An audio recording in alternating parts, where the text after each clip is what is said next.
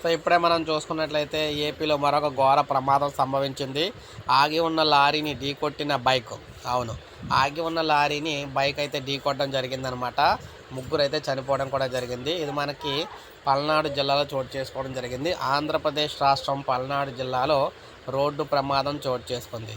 పిడుగురాళ్ళ మండలం అంజనీపురం toll plaza వద్ద ఆగి ఉన్న లారీని బైక్ అయితే ఢీకొట్టిందనమాట. సో అంటే ఇది ఈ బైక్ ఢీ కొట్టడం ఏం జరిగిందంటే, లారీ మామూలుగానే అక్కడ టోల్ ప్లాజా దగ్గర ఆగింది. ఈ బైక్ ఏదైతే ఉందో పక్క నుంచి వెళ్ళడం అనేసి వచ్చి వేగంగా లారీని అయితే ఢీ కొట్టింది. దీంతో ఘటనలో ముగ్గురైతే మృతి చెందారన్నమాట. మృతులను నాగ తేజారెడ్డి, హిందూ అమూల్యాలుగా గుర్తించడం అయితే జరిగింది.